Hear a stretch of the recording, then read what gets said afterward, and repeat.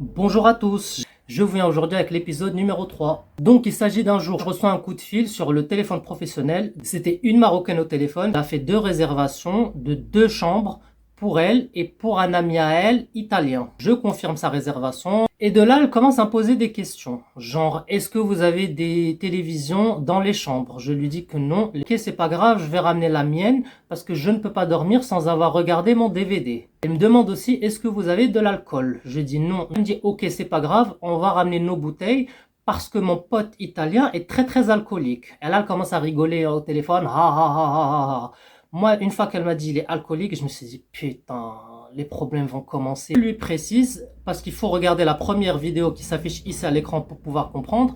La rue de la maison d'hôte où je travaillais est piétonne. N'hésitez pas à m'appeler, comme ça je vous envoie la localisation de la maison d'hôte sur WhatsApp, sinon vous allez jamais vous retrouver. Et le jour J, il n'y a aucun signe de vie. Vers 18h, je prends mon téléphone et je l'appelle 2 fois. Elle ne répond pas.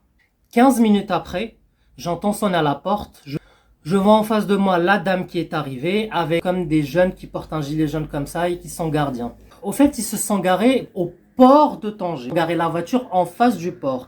Ils ont monté à pied toutes les marches et toute la distance qu'il y a à marcher jusqu'à l'hôtel où je travaillais. En gros, ils ont marché pendant 40 minutes à pied avec la télé, l'écran immense entre les mains, les valises, des sacs. Elle me dit, ah punaise, mon pote il m'a saoulé parce que depuis tout à l'heure je lui dis que c'est absolument pas là où il faut qu'on se gare. Donc elle rentre, elle s'affale sur le fauteuil comme ça. Elle était assez ronde, voire même très très ronde, complètement en sueur. J'ai essayé de fermer la porte de la réception. Elle m'a dit non, non, s'il vous plaît, laissez-la ouverte, j'ai chaud et tout. Et là, je la regarde et je lui dis, mais c'est absolument pas le bon parking. Il y a un parking juste à côté à 2-3 minutes. C'est pour ça que j'ai insisté hier pour vous envoyer la localisation avant qu'il n'y ait pas de problème. Et l'autre personne, votre ami, il est où? Elle me dit, ah, il arrive, il arrive. Ça sonne à la porte. Je me lève, j'ouvre la porte. Il y a un Italien de 60 ans ou plus, grand élancé. J'ouvre la porte, je dis bonjour monsieur, ça va? Et là il me répond non, ça va pas.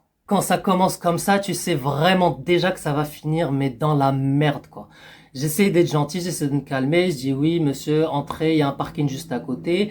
Là il sort et il va chercher sa voiture. Enfin, il se retape les 40 minutes de marche à pied afin de récupérer sa voiture devant le port de Tanger, faire tout le tour de la ville de Tanger afin de débarquer devant l'hôtel.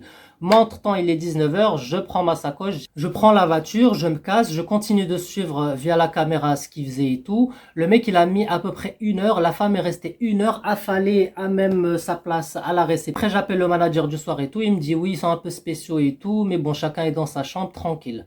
Le lendemain matin, je débarque à l'hôtel. Entre-temps, notez mes chéris qu'il y avait une famille qui séjournait au sein de l'hôtel, une famille marocaine qu'on va appeler la famille Ta. Je vais vous raconter l'anecdote de ce qu'ils ont fait au prochain épisode. Bref, je débarque à l'hôtel, je demande à la famille Ta s'ils ont bien dormi. Et là, la belle-fille de la famille Ta me dit, les gens qui sont venus hier, ils sont un peu spéciaux et tout. Genre, ma belle-mère s'est disputée avec eux parce qu'en fait, ils buvaient et ils parlaient fort, ils rigolaient fort dans leur terrasse. Je retourne à mon bureau. Et là, l'Italien qui avait pris son petit déjeuner, qui avait fini, qui vient me voir en me disant, nous allons partir. Nous allons partir parce que hier, les gens qui nous ont aidés à porter les valises, ils ont volé, ils ont mis la main dans le sac de ma pote, ils lui ont volé de l'argent et on s'est un peu disputé ensemble parce que je lui ai dit à chaque fois, tu fais pas attention à tes affaires, etc., etc. Bref, j'ai dit, ok, pas de problème. Et en même temps, au fond de moi, je me suis dit, franchement, enfin, on attendait que donc la dame se lève pour qu'ils fassent leur check-out et se casser.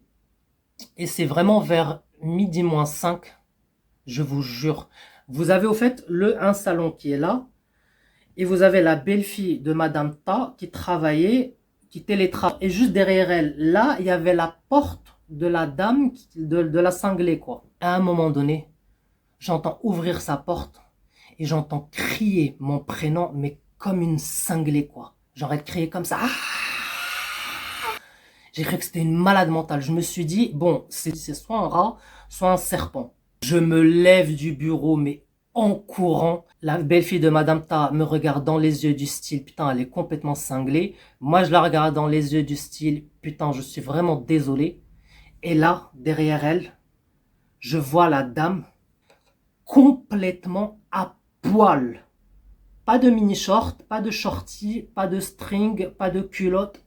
Complètement à poil. Je m'approche un peu de la chambre parce que la dame, plus moi je m'approchais, plus elle rentrait dans la chambre au fait. En gros, c'est comme si elle voulait que je rentre dans la chambre. Je rentre dans la chambre au final.